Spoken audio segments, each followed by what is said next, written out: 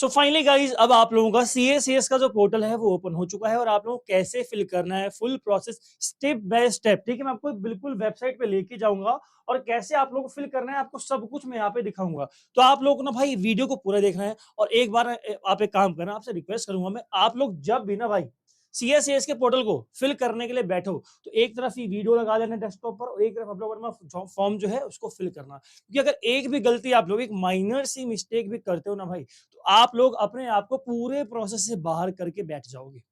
मैं सही बता रहा हूँ, पिछले बार कई सारे बच्चे ऐसे थे जिन लोगों ने कुछ माइनर सी सिली मिस्टेक्स की थी और उस सिली मिस्टेक के चक्कर में उन लोगों ने अपना एडमिशन ड्यू से कैंसिल करवा लिया, डिस्पाइट द फैक्ट कि उनके मार्क्स जो हैं वो अच्छे खासे कॉलेज में बैठ रहे थे।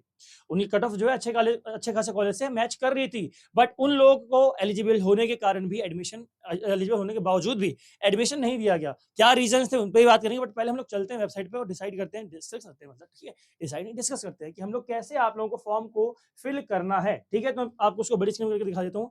आप लोगों के सामने कुछ ऐसा आपको फॉर्म देखने को मिलेगा जहां पे सबसे पहले CACS का जो पोर्टल है वहां पे ऊपर यहाँ पे लिखा होगा न्यू रजिस्ट्रेशन। आप लोग देखो, यहाँ लिखा हुआ है 250 रुपए फीस आपकी UR यानी कि जनरल के लिए, OBC NCL EWS इन सब के लिए कितनी फीस आपके 250 रुपए, SC ST PWD इनके लिए 100 रुपए की फीस। ठीक है भाई, नॉन रिफंडेबल है।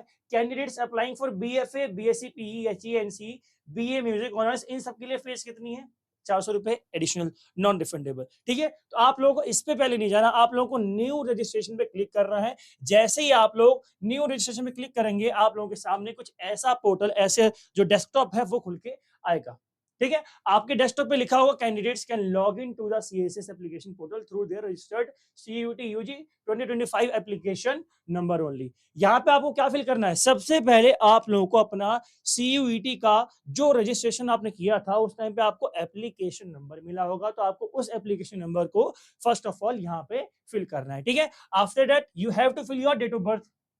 आपको अपने डेट ऑफ बर्थ एग्जैक्टली जो क्लास 10th के सर्टिफिकेट पे मेंशन है, क्लास 10th पे, वो आपको यहाँ पे फिल करना है। इसका आपको ध्यान देना है, आप लोग जो डेट ऑफ बर्थ है गलत फिल करके बैठ जाते हैं और जब डॉक्यूमेंट वेरिफिकेशन होता है उस टाइम पे आपको बाहर कर देते हैं। आपके मार्क्स भले हिंदू कॉलेज से मैच करे चाहे ऐसा से मैच करे, अगर आपकी डेट ऑफ बर्थ में कुछ खराबी है तो आपको बाहर कर देंगे। तो आपका क्लास 10th का जो सर्टिफिकेट है उस पर जो भी डेट ऑफ बर्थ आपकी हो वही डेट ऑफ बर्थ आपको यहाँ पे एंटर करनी है। और जो आपका कैप्चा कोड है इसको करते ही आप लोग फिल करते ही आपको जैसे ही आप रजिस्टर पे क्लिक करोगे ये आपके सामने पोर्टल कुछ ऐसा खुल के आ जाएगा। आपको ओटीपी मिलेंगे, ओटीपी आपका आएगा ईमेल पर, जो भी ईमेल आईडी आप लोगों ने CUET के पोर्टल पर फिल की थी, जो CUET की वेबसाइट पर आप लोगों ने ईमेल आईडी लॉगिन करी होगी उसी ईमेल आईडी के थ्रू आप लोगों को एक ओटीपी मिलेगा और वो ओटीपी आप लोग यहाँ पे एंटर करेंगे और क्रिएट करेंगे अपना पासवर्ड। ठीक है भाई, एक पासवर्ड यहाँ डाला आपने, फिर पासवर्ड री एंटर किया यहाँ पे। इसके बाद आप लोग कंफर्म करने के बाद ये कैप्चा जो है इसको एंटर करोगे और सबमिट ओटीपी पे आप लोग क्लिक करेंगे। अगर ओटीपी नहीं आता, मान लो डिले हो जाता है क्योंकि बहुत सारे बच्चे उस टाइम पे लॉगिन कर रहे होंगे, तो आप लोगों को रीसेंड ओटीपी पे क्लिक करना है। रीसेंड ओटीपी के क्लिक करोगे आप लोग तो दोबारा आप लोगों के पास अगर ओटीपी नहीं आया है तो ओटीपी आपके पास आ जाएगा। ठीक है, जैसे ही आप लोग इस पे सबमिट ओटीपी क्लिक करोगे आप लोगों के सामने एक दोबारा पोर्टल यहाँ पे लिखाएगा OTP verified successfully, log in to complete your registration. आप लोग ऑफिशियली अब रजिस्टर कर चुके हैं। ठीक है, आप लोगों ने रजिस्टर कर लिया है, अब आप लोगों को करना है लॉगिन। लॉगिन के लिए क्या क्या क्रेडेंशियल्स आपको डालना है, CUET का एप्लीकेशन नंबर और आपका पासवर्ड, जो पासवर्ड आपने डाला। ठीक है भाई, तो जो पासवर्ड आप लोगों ने CUET के टाइम पे क्रिएट किया था कोशिश करो कि वही पासवर्ड यहाँ पे रखो, चेंज उसको मत करना। ठीक है, आप लोगों ने अपना एप्लीकेशन नंबर और अपना पासवर्ड और कैप्चा कोड एंटर किया, लॉगिन पे क्लिक करना। लॉगिन पे क्लिक करते ही आपके सामने एक पोर्टल आएगा जहां पे आप लोगों को ये सारे ही जो क्रेडेंशियल्स जो है इनको रीड करना है। रीड करने के बाद यहाँ पे I have read the important information, इस पे क्लिक करके आप लोग सबमिट पे, ये देखो यहाँ पे लिखा है सबमिट, छोटा सा सबमिट का आइकन। ठीक है, इस पे आप लोग क्लिक करना, आपका हो जाएगा। इसमें सारी चीजें लिखी हुई है कि भाई क्या क्या है। Candidates who have not studied music as a subject in class 12 and wish to apply for B honours must upload a certificate as mentioned in chapter 20 of CACS UG, यानी कोई और डॉक्यूमेंट आपके पास होगा कि म्यूजिक आप लोगों ने किया है तो उसका आप लोग एफिडेविट वगैरह कुछ भी यहाँ पे सबमिट कर सकते हैं। तो आपको इन गाइडलाइंस को जरूर पढ़ना है, बच्चे इनको रीड नहीं करते हैं और बाद में बाहर हो जाते हैं। For applying BSc physical education, health education, sports, candidates must upload the following details, क्या क्या, medical fitness certificate as per format given in annexure 4। आप लोग अपना मेडिकल सबमिट करना है यहाँ पर। Up to 3 sport proficiency certificates. आपको सर्टिफिकेट्स जो स्पोर्ट्स कोटा के जो लोग स्पोर्ट्स कोटा में एडमिशन लेना चाह रहे हैं, इसी कैटेगरी में एडमिशन लेना चाह रहे हैं, उन लोगों को अपने सारे ही जो डॉक्यूमेंट्स हैं उनको भी अपलोड करना पड़ेगा। ठीक है भाई, तो आप लोग चलेंगे अगले पे। जैसे ही आप लोग यहाँ पे सबमिट पे क्लिक करोगे, आप लोगों के सामने ऐसा पोर्टल आएगा खुल के, जहाँ पे आप लोगों को फर्स्ट ऑफ ऑल एंटर करनी पड़ेगी अपनी पर्सनल डिटेल्स। ठीक है, तो पर्सनल डिटेल्स में क्या क्या फिल करना है आपको? सबसे पहले first of all you have to fill your name, full name of candidate. ठीक है, आप इसको कोशिश करो कि अप्लाई जो कर रहे हो उसमें कैपिटल लेटर्स में ही लिखो एंटर करते टाइम, और नाम वही लिखो जो क्लास 12th के सर्टिफिकेट पे आप लोगों का लिखा हुआ है। क्लास 12th की जो मार्कशीट है, उस मार्कशीट पे जो भी आपका नाम लिखा हो, उसी नाम को यहाँ एंटर करना। कोई और नाम, स्पेलिंग, खासकर स्पेलिंग का आप लोगों को ध्यान रखना भाई। अगर मान लो किसी का नाम आकाश है, आकाश में बहुत ज्यादा कंफ्यूजन होती है, कई सारे बच्चे ए के एस एच लिखते हैं और कई सारे बच्चे डबल ए के ए एस एच लिखते हैं। तो उन लोगों को ध्यान रखना कि आपके क्लास 12th पे जो लिखा हुआ है, अगर डबल ए के ए एस एच लिखा है तो वही डालो, और अगर ए के ए एस एच लिखा है तो वही एंटर करो। और सरनेम देखो भाई, full name of the candidate में आपको सरनेम का जरूर ध्यान रखना। अगर सरनेम आपका क्लास 12th के जो आपकी मार्कशीट है उस पर अगर सरनेम आपका एंटर है, तो आपको यहाँ भी अपने सरनेम को एंटर जरूर करना है। अगर सरनेम यहाँ एंटर नहीं कर रहे हो तो वाट लग जाएगी भाई, क्योंकि आपकी जो डॉक्यूमेंट वेरिफिकेशन होगा उस टाइम पे आपके मार्क्स जो नेम है उसको मैच करेंगे लोग, है ना। एक मिनट को एसी बंद कर दो, एक मिनट बस। ठीक है, तुमने बोला आप लोग का जो नेम है मेंशन वहां से मैच करेंगे। फिर यहाँ पे आपको अपना जेंडर सेलेक्ट करना है, मेल है, फीमेल है, या फिर थर्ड जेंडर है, जो भी है आप लोग यहाँ पे फिल कर देना। ठीक है, applicants date of birth, date of birth वही डलेगी जो आपकी क्लास 10th वाली थी, पहले मैंने आपको बता दिया, तो इसमें कोई भी डाउट आपका नहीं होना चाहिए। फिर are you citizen of India, जो इंडियन सिटीजन है यस कर देंगे, अगर नहीं है तो नो कर देंगे। फिर आपको कैटेगरी यहाँ फिल करनी है। यहाँ सब जैसे ही सिलेक्ट पे क्लिक करोगे आप लोगों के पास कैटेगरी का ऑप्शन आएगा। और ध्यान रखना भाई, अगर जनरल के हो, किसी और कैटेगरी का फायदा उठाना चाह रहे हो, ये सोचते हो कि यार का मतलब अगर मैं ओबीसी का फिल कर दूंगा, कट ऑफ उसकी लो जाती है, तो मेरा एडमिशन आराम से हो जाएगा। यहाँ पे आपसे सर्टिफिकेट मांगेंगे फिर ये लोग। डॉक्यूमेंट वेरिफिकेशन के टाइम पर अगर सर्टिफिकेट्स आपके पास नहीं होंगे, बाहर कर दिए जाओगे। तो उसका ध्यान रखना कि जिस कैटेगरी के आप लोग एलिजिबल हो, जिस कैटेगरी के सर्टिफिकेट्स आपके पास हो, उसी कैटेगरी को यहाँ पे चूज करना, और कोई कैटेगरी चूज मत कर लेना, नहीं तो वाट लग जाएगी आपकी। ठीक है भाई, आपने कैटेगरी चूज की। फिर अप्लाइंग टू माइनॉरिटी कॉलेजेस, जैसे कई सारे आपके 5-6 कॉलेज ऐसे हैं जो माइनॉरिटी कॉलेजेस हैं। जैसे आपका स्टीफेंस कॉलेज जो है, ज्यादा सीटें किसके लिए वैकेंट रखती हैं वहाँ पर रहती हैं क्रिश्चियंस के लिए। गुरु गोविंद सिंह कॉलेज जितने भी हैं, गुरु नानक देव खालसा कॉलेज आपका हो गया, एसटीडीपी खालसा कॉलेज हो गया आपका, शहीद गुरु गोविंद सिंह कॉलेज आपका हो गया। तो इन सब में क्या होता है, आपके माइनॉरिटी कोटा चलते हैं सिखों के। तो ये कोटा में अगर आप अप्लाई करो तो यहाँ पे आप लोगों को यस कर देना है। ठीक है, किस माइनॉरिटी के लिए करें, क्रिश्चियन माइनॉरिटी के लिए तो उसके लिए यस करना, अगर सिख माइनॉरिटी कर रहे हैं तो उसके लिए यस कर देना आप लोग। ठीक है, कैंडिडेट ईमेल, ये वीडियो कहीं नहीं मिलेगी, तो आप लोग एक काम करना भाई, इस वीडियो को ना अपने दोस्तों के साथ शेयर भी कर देना। और एक और चीज, अगर आप लोगों को प्रेफरेंस लिस्ट में फ्री ऑफ कॉस्ट गाइडेंस चाहिए विदाउट एनी पेमेंट, तो आप लोग ना भाई टेलीग्राम का चैनल डिस्क्रिप्शन बॉक्स में लिंक दे रखा है मैंने, उस टेलीग्राम के ग्रुप को ज्वाइन करें आप लोग, मैं आपके फ्री ऑफ कॉस्ट हेल्प करूंगा। बाकी कोई डाउट आता है तो इंस्टाग्राम मेरा अकाउंट है राघव तिवारी सीवीटी, जाकर उसको ज्वाइन कर लेना। ठीक है, उसको मतलब फॉलो कर लेना, मैं आपको लोगों की हेल्प कर दूंगा। ठीक है भाई, कैंडिडेट का आपने ईमेल डाला, ईमेल आईडी वही डालना जो आप लोगों ने सीवीटी के टाइम पर एंटर करी थी। ठीक है, फिर आपका अगर कोई अल्टरनेट ईमेल है, मान लो आपका स्टोरेज फुल हो जाता है या फिर आपके पास लॉगिन नहीं होता उस टाइम पे, तो आप लोग यहाँ पे अल्टरनेट ईमेल भी एक डाल सकते हैं। वो पापा का भी डाल दो, चाहे मम्मा का डाल दो, चाहे भाई का डाल दो, चाहे अपना एक और ईमेल डाल दो। ठीक है, मोबाइल नंबर, जो मोबाइल नंबर आपने वहां सबमिट किया था वही एंटर यहाँ भी करना है। ठीक है, अल्टरनेट पापा का डाल सकते हैं, कोई दिक्कत नहीं है, क्योंकि पापा को तो कहीं जाने नहीं वाले आपके, है ना। फिर स्टेट ऑफ डोमिसाइल, कहाँ का आपका डोमिसाइल है, दिल्ली का है तो दिल्ली का डालना आपको, यूपी के है तो यूपी का डालना आपको। अब ये कैसे सिलेक्ट करते हैं आप लोग, पता कैसे चलता है, तो आपने क्लास 12th जहाँ से की है। ठीक है, अगर आपने क्लास 12th की है यूपी से तो आपका डोमिसाइल कहाँ का होगा, यूपी का। अगर आपने क्लास 12th की है दिल्ली से तो आपका डोमिसाइल कहाँ का होगा, दिल्ली का। अगर आपने क्लास 12th की है केरला से तो आपका डोमिसाइल कहाँ का होगा, केरला का। ठीक है भाई, तो ये क्लास 12 से आपका देखा जाता है। ठीक है, फिर family details, annual family income कितनी है सिलेक्ट करना है। इसमें फैमिली इनकम पूरे फैमिली की होती है। ठीक है, सिर्फ पापा की नहीं, मान लो अगर आपके बड़े भैया हैं, ये मम्मा भी आपकी कमाती है, तो सबकी इनकम जो होगी, होल इनकम जो आपकी फैमिली की है वो आपको यहाँ पे एंटर करनी। ठीक है, are you single girl child, अगर सिंगल गर्ल चाइल्ड कोटा का आपको फायदा उठाना है, अगर है सिंगल गर्ल चाइल्ड कौन है पहले तो ये समझ लो, जो घर में अपने इकलौती लड़की मतलब उसको कोई भाई बहन नहीं है, कोई भाई बहन नहीं है। ऐसा नहीं कि मेरे भैया 3 भाई हैं और मैं एक अकेली लड़की हूं तो मैं सिंगल गर्ल चाइल्ड हो गई, नहीं नहीं नहीं, ऐसा नहीं है। आप घर के इकलौते होने चाहिए और इकलौती लड़की ही हो। ठीक है, तो ही आप इस कोटा के लिए एलिजिबल है। अगर हैं तो यहाँ पे एक मतलब यस कर देना, अगर नहीं है तो नॉट एप्लीकेबल। ठीक है, इज योर पेरेंट सिंगल, क्या आपके मतलब एक ही पापा मम्मी हैं या सिर्फ पापा या मम्मी हैं, तो उसको भी क्लिक कर सकते हैं, ठीक है। आर यू एन ऑर्फन, अगर दोनों ही नहीं है तो यहाँ पे आप यस कर सकते हैं, नहीं तो नॉट एप्लीकेबल, ठीक है। फिर यहाँ पे मदर्स नेम, जो मदर्स नेम है उसको एंटर करना है। मदर्स नेम आपके क्लास 12 और 10th में जो है वही आपको यहाँ एंटर करना है। उसमें एक भी मिस्टेक मत करना भाई, स्पेलिंग में बिल्कुल भी एक भी अल्फाबेट आपका इधर उधर नहीं होना चाहिए, ये ध्यान रखना आप लोग। बहुत ही सतर्कता से इस फॉर्म को फिल करना भाई, जागरूक हो गए एकदम, कान, आंख, नाक, आंखें खासकर और हाथ खासकर, जब टाइप करो ना तो एकदम सतर्कता से करना भाई, दोबारा चेक कर लेना आप लोग, ठीक है। कोई वहाँ पे दिक्कत नहीं होनी चाहिए। मदर्स ऑक्यूपेशन क्या करती है, अगर हाउस वाइफ है तो हाउस वाइफ यहाँ पे आ जाएगा, ठीक है। मदर्स ऑफिस एड्रेस, अगर कहीं काम करते हो उसका एड्रेस, मोबाइल नंबर, ये आपको एंटर करना है, ठीक है। अगला आपके पूछेंगे स्टेट ऑफ डोमिसाइल हो गया आपका, फादर्स गार्जियन नेम, ठीक है। फादर ने यहाँ पे एंटर कर दिया आपने, फादर का ऑक्यूपेशन एंटर कर दिया यहाँ पे आपने, ऑफिस का एड्रेस और फादर का मोबाइल नंबर, ये जरूर मतलब पापा का ही डालना, किसी ऐसे में डाल देना जो स्कूल में करते थे ना हरकतें कि पीटीएम होने वाली है आपकी, बट पीटीएम से बचना है तो आप लोगों ने क्या किया, किसी रिक्शे वाले का नंबर दे दिया टीचर को, ठीक है।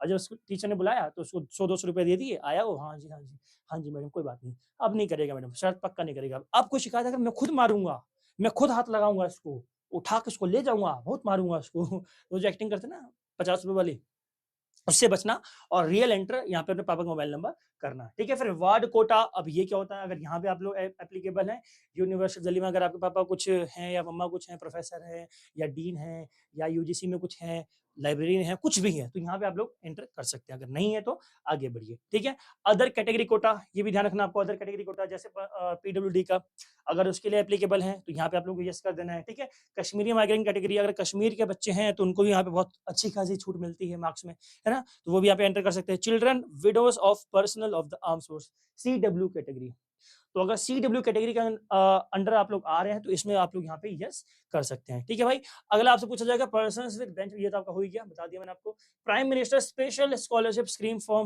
JNK स्टूडेंट्स, एक स्कॉलरशिप आपकी चलती है JNK के स्टूडेंट्स के लिए, अगर उसके आते हैं तो आप लोग यहाँ पे कर सकते हैं, सिक्के वाले कर सकते हैं, आइडेंटिटी प्रूफ यहाँ पे डाल सकते हैं, ठीक है। अगला अदर डिटेल, इसमें क्या करना आपको, are you currently enrolled in any university, double course वाले बच्चे, अगर आप किसी और यूनिवर्सिटी से कोई और कोर्स कर रहे हैं तो यहाँ पे आपको फिल करना है, बिकॉज यहाँ पे आपको घपलेबाजी नहीं करनी है। ध्यान रखना भाई, झूठ बोलने से बचो, जितना सच बोलते जाओगे यहाँ पे उतने ज्यादा आपके चांसेस होंगे कि आपका जो फॉर्म है रिजेक्ट ना हो, जितना झूठ बोलोगे उतने ज्यादा हाई चांस हो जाएंगे आपके फॉर्म रिजेक्ट होने के, ठीक है।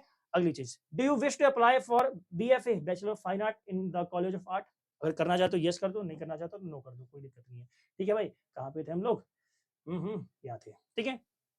Are you applying for BA Honors Music? No. Are you applying for BSc Physical Education, Health Education, Sports?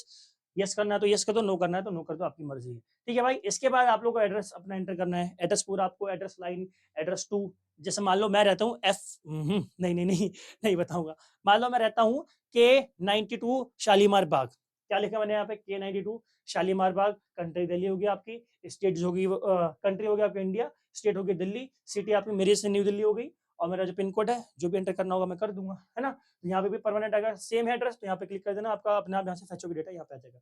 इसके बाद बैंक डिटेल्स डालनी है आपको, क्यों डालनी है, ताकि अगर आप लोग जो फी पेमेंट कर रहे हो तो कोई भी इशू अगर यूनिवर्सिटी की तरफ से आ जाए तो यूनिवर्सिटी आपको रिफंड करती है, तो अगर कोई भी इशू आप फेस करते हैं तो यूनिवर्सिटी आपको रिफंड कर देगी, इसीलिए आप लोगों को यहाँ पे अपना जो बैंक अकाउंट है उसको यहाँ पे एंटर करना है, अकाउंट होल्डर नेम एकदम एग्जैक्ट जो आपका पासबुक में है उसी को एंटर करना है, आपका अकाउंट नंबर हो गया, अकाउंट नंबर पे दोबारा एंटर करना कंफर्म करने के लिए, नेम ऑफ द बैंक क्या हो गया आपका, IFSC कोड क्या हो गया, ये करने के बाद जैसे ही आप सबमिट करेंगे आपके पास आपकी पूरी डिटेल्स आ जाएगी, आपने क्या क्या फिल किया है, पर्सनल डिटेल्स, नाम आ जाएगा आपका, जेंडर आ जाएगा, सिटीजन, मतलब जितनी चीज आपने फिल करी वो सारी एक बार आप रीचेक कर सकते हैं, ठीक है। तो इसका ध्यान रखना, आपको रीचेक जरूर करना है, ऐसा नहीं हाँ सही होगा, सब कुछ सही होगा, लास्ट में जाके बात लगती है, तो एक एक चीज, माइक्रो से माइक्रो चीज भी आपको रीचेक करनी है, इस बात का आपको ध्यान रखना ही रखना है, ठीक है। तो आपने जैसे ही चेक कर लिया, यहाँ पे आप क्या करोगे, अगर एडिट करना है तो एडिट कर दो, पिछले पेजों पे जाना है तो उस पर चले जाओ, एडिट मतलब अगर आपको कुछ लगता है, जैसे मान लो आपका नाम जो है गलत स्पेलिंग आपने लिख दिया है तो एडिट कर लो, या वार्ड कोटा आप एप्लीकेबल थे आपने नहीं किया तो उसको एडिट कर लो, अगर नहीं करना है कुछ भी, सब कुछ सही फिल कर रखा तो सामने ऑप्शन आएगा नेक्स्ट का, नेक्स्ट पे क्लिक कर देना, ठीक है। नेक्स्ट पे जैसे ही क्लिक करोगे, अब देखो आपकी पर्सनल डिटेल्स फिल हो चुकी हैं, अब आप लोग आओगे एकेडमिक में, एकेडमिक में क्या क्या करना है आपको लिखा हुआ है, the candidate must have studied and pass class 12th, यानी क्लास 12th पास होने चाहिए आप लोग, है ना।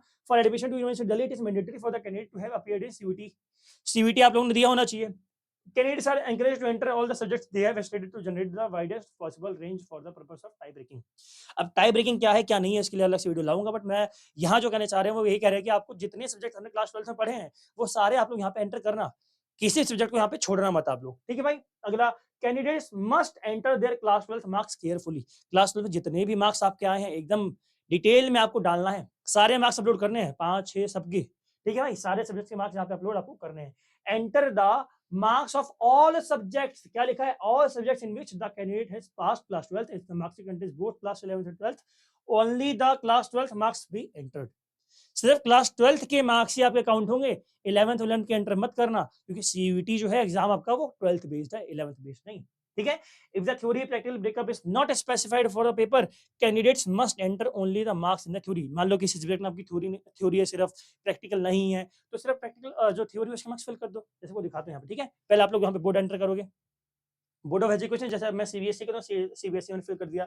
रिजल्ट स्टेटस अगर आ गया है, जैसे कंपार्टमेंट वाले बच्चे होंगे अवेटेड डालेंगे यहाँ पे, जो कंपार्टमेंट वाले बच्चे हैं, ठीक है। अगर पास हो गए तो पास कर दो, यहाँ पे बोर्ड का रोल नंबर डाल दो, यहाँ पे ईयर ऑफ पासिंग 2025, ठीक है, ये सब आपको एंटर कर देना है, ठीक है भाई। इसके बाद देखो यहाँ पे आप लोग से पूछेंगे क्या, subject name as in your marksheet, कौन कौन से सब्जेक्ट्स आपने क्लास 12 में पढ़े हैं वो यहाँ पे आपको एंटर करने हैं, साथ में कितने मार्क्स आपके थ्योरी में आए वो आपको यहाँ पे एंटर करने हैं।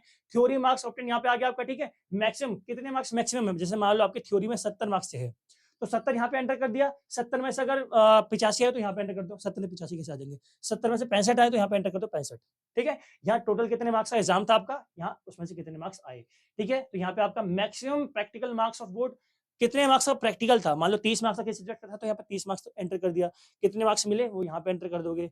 यहाँ पे total maximum subject marks of board ये अपने आप यहाँ पे ये लोग एंटर कर देंगे, ठीक है। इन दोनों को मल्टीप्लाई करके यहाँ पे आपका जो मार्क्स है वो ये लोग अपने आप फेच करेंगे।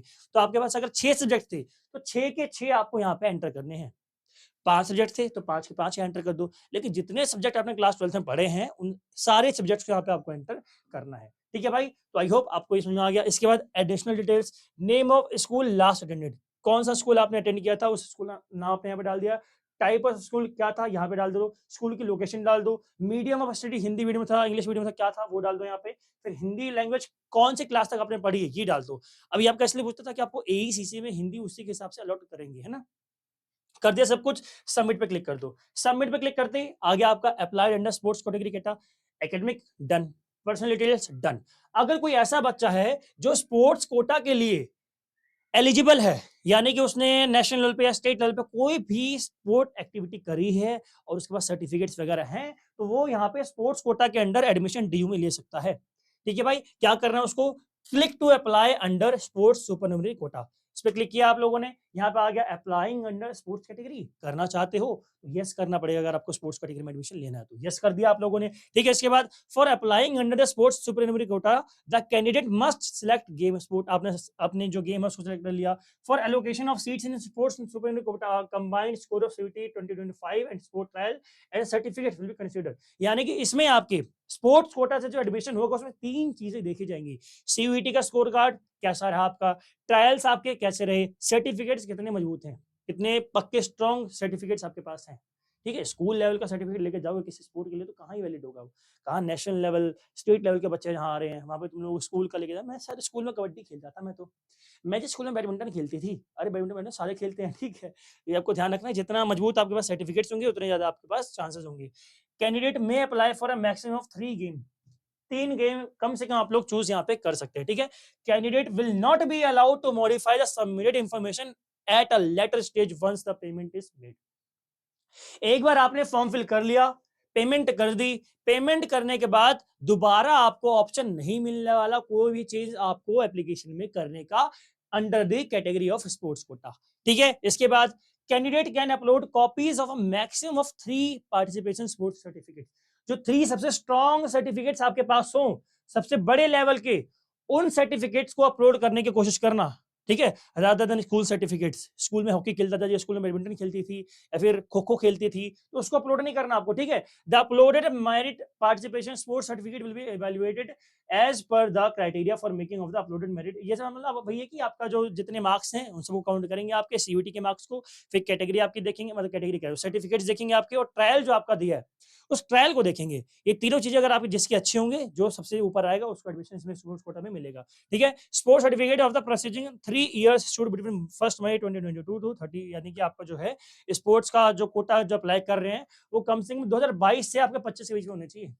ऐसा नहीं कि 2015 में खेले थे आप स्पोर्ट्स, उसका कोटा लेके आ जाओ आप लोग, नहीं नहीं नहीं, इसी के बीच में होना चाहिए आपका। ठीक है भाई, तो ये आपका हो गया। इसके बाद आपको सबमिट कर देना है। सबमिट में क्लिक करने के बाद अगर आपके पास ईसीए सर्टिफिकेट है, मान लो एक्टिंग में कोई है या किसी और कोई सोसाइटी में था, किसी क्लब में थे आप लोग, अगर उस क्लब के थ्रू आप लोग कोई कोटा में आने चाह रहे हैं, ईसीई यानी कि एक्स्ट्रा करिकुलर एक्टिविटीज के थ्रू अगर एडमिशन लेना चाह रहे हैं आप लोग, चाहे ड्रामा हो, चाहे म्यूजिक हो, चाहे कुछ भी हो, तो आप लोगों को ईसी वाली कैटेगरी पे क्लिक करना है, अप्लाइंग अंडर ईसी कैटेगरी, यहाँ पे यस कर देना, और सेम जो भी आपके सर्टिफिकेट्स हैं वो सब अपलोड करके सबमिट कर देना।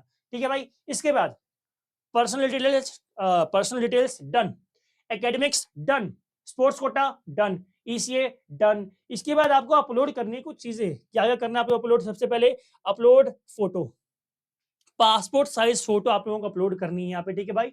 मिनिमम साइज कितना होना चाहिए, 30 केबी का, मैक्सिमम साइज फाइल का 100 केबी का। ठीक है। चाहे आपकी जेपीजी हो, पीएनजी हो, जेपीजी यानी कि फोटो के फॉर्मेट में आपको होना चाहिए। इसके बाद आपको अपना सिग्नेचर अपलोड करना है, और ये सब चीजें ऐसे अपलोड करना है कि दिखे यार वो। ठीक है। चाहे चैट जीपीटी की हेल्प लो, चैट जीपीटी से अगर आप लोग फोटो को ट्रिम करते हो ना आप लोग, तो उसमें ज्यादा क्वालिटी जो गिरती नहीं है। ठीक है। रादर देन किसी लोकल वेबसाइट से कर लो। तो ये सब चीजें जो टेक्नोलॉजिकल एडवांसमेंट्स हैं इनका फायदा उठाओ। ठीक है। अगली चीज, सिग्नेचर आपने अपलोड कर दिए, फोटो आपने अपलोड कर दी। इसके बाद आपको अपलोड करना है अपना क्लास 10th का सर्टिफिकेट। क्या लिखा है, for the date of birth, class 10th का और कोई रोल नहीं है सिवाय आपकी डेट ऑफ बर्थ की। तो डेट ऑफ बर्थ जो आपकी मैच करेंगे वो क्लास 10th के सर्टिफिकेट या मार्कशीट से ही करेंगे। ठीक है। अगली चीज, upload scanned copy of class 12th board marksheet. Class 12th की जो आपकी बोर्ड मार्कशीट आ गई है उसको आप लोगों को यहाँ पे अपलोड कर देना है। ठीक है भाई। आप लोगों ने अपलोड किया, नेक्स्ट पे क्लिक करते ही देखो यहाँ पे क्या है, अपलोड कर दिया चारों चीजें। और ध्यान रखना, चेक कर लेना चारों चीजें अपलोड हो गई है। फोटो अपनी अपलोड करना देख के कि पासपोर्ट साइज है या फिर नहीं है। अगर पासपोर्ट साइज फोटो नहीं है तो भी खिंचवा लो, बहुत टाइम अभी है ना। Previous save and continue later या फिर नेक्स्ट, तो नेक्स्ट पे क्लिक कर देना। अगर किसी को बाद में फिल करना है तो सेव एंड कंटिन्यू कर देना। ठीक है भाई।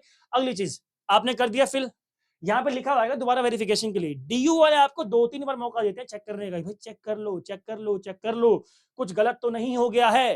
कुछ गलत हुआ तो एडमिशन कैंसिल हो जाएगा, तो आपको चेक करने का मौका दिया जाएगा। क्या क्या, अब यहाँ पे आपको यहाँ पे टिक करना भाई, यहाँ पे आपको क्लिक करना पड़ेगा। My name is as per class 12th marksheet बताया था पहले, हाँ जी है। My date of birth is as per 10th marksheet, हाँ जी है। माई कैटेगरी इज दिस, या जी है। माई जेंडर इज दिस, हाँ जी, हाँ जी है। My mother name is this, हाँ जी, हाँ जी। फादर्स नेम, हाँ जी सही है जी। My address for the correspond is correct, जो एड्रेस हमने फिल किया है हाँ जी वहीं रहता हूँ मैं। I have rechecked all the information in the application form, लिखा हुआ है कि मैंने सब कुछ सारी डिटेल्स चेक कर ली है, जो मैंने फिल किया है सब कुछ सही है, क्लिक कर दो। I have read the eligibility criteria mentioned in usability of information, यानी किस सब्जेक्ट के एलिजिबल हो या नहीं हो उसका आपने एलिजिबिलिटी क्राइटेरिया चेक किया है फिर नहीं किया है। जैसे लैंग्वेज का एग्जाम बहुत सारे एग्जाम कोर्स में कंपलसरी है। अब किसी ने लैंग्वेज का एग्जाम नहीं दिया तो भाई कहाँ एडमिशन ले पाओगे आप लोग, है ना। अब पीसीएम, पीसीबी ये सब चीजें अलग है। साइंस वाले कोर्स में कई सारे कोर्सेज ऐसे हैं जिसमें आपको लैंग्वेज नहीं चाहिए, है ना। All the information provided by me are correct. In case of any information provided by me is found to be false or is not supported by the documents presented by me, I understand that the admission will be immediately cancel। आप इस पे भी click कर रहे हो, last में तो due ऐसा कैसे कर सकता है, अगर एक सर्टिफिकेट नहीं है तो एडमिशन कैसे कैंसिल हो सकता है, मेरा मेरा जन्म सिद्ध अधिकार एडमिशन नहीं होगा भाई। आपने खुद यहाँ पे क्लिक किया था, निकाल के लोग आपको यहाँ पे दिखा देंगे फॉर्म, बेटा ये तुम ही हो या कोई और है, अगर निकले जाओ जेल में फिर। ठीक है। इस पे जैसे आप लोग क्लिक करोगे यहाँ पे सबमिट का ऑप्शन आएगा नीचे, सबमिट करते सब कुछ डन। फिर आप लोगों को वेट करना है अपने फेज 2 का। फेज में इतनी ही डिटेल्स है, कोई और डिटेल आपको एक्स्ट्रा नेसेसरी अननेसेसरी डिटेल्स नहीं फिल करनी है। ठीक है भाई। बहुत सिंपल सा प्रोसीजर, अगर आप लोग ढंग से आंखें खोल के करो तो। बच्चे मिस्टेक कहां करते हैं पता है, नाम में, पापा के नाम में, मम्मी के नाम में, बैंक की डिटेल्स में। सबसे ज्यादा बच्चे जो गड़बड़ करते हैं वो करते हैं अपने सर्टिफिकेट्स में। जैसे आपका जो ओबीसी एनसीएल का और ईडब्ल्यूएस का जो सर्टिफिकेट आपका होता है 31 मार्च 2025 के बाद का होना चाहिए, और issued by government of India यानी कि सेंट्रल लेवल का होना चाहिए। बट बच्चे करते हैं स्टेट लेवल का लेकर जाते हैं कि मैं जी जाट हूँ जी, वहां पे मेरे को रिजर्वेशन मिला है हरियाणा में और मेरे को यूनिवर्सिटी दिल्ली में मिलना चाहिए। भाई यूनिवर्सिटी ऑफ दिल्ली है, यूनिवर्सिटी ऑफ हरियाणा नहीं है ये, यहाँ पे सेंट्रल के रूल्स चलते हैं। ठीक है? तो आपको उन्हीं के अकॉर्डिंग जो सर्टिफिकेट्स है उसको अपलोड करना ही पड़ेगा। तो आई होप आपको समझ में आ गया होगा। बाकी कोई भी डाउट आपका रह जाए, प्रेफ़रेंस लिस्ट में हेल्प चाहिए हो, तो भाई डिस्क्रिप्शन बॉक्स में मैंने आपका टेलीग्राम का ग्रुप का लिंक दे रखा है, जाके जॉइन करो और फिर जो भी डाउट्स हो सबको क्लियर कर लो, ठीक है? आई होप आपको वीडियो पसंद आई होगी, लाइक कर देना और अपने फ्रेंड्स के साथ शेयर कर जिनका आप चाहते हो कि एडमिशन डीयू में कैंसल ना हो, ठीक है? जय हिंद, जय भारत।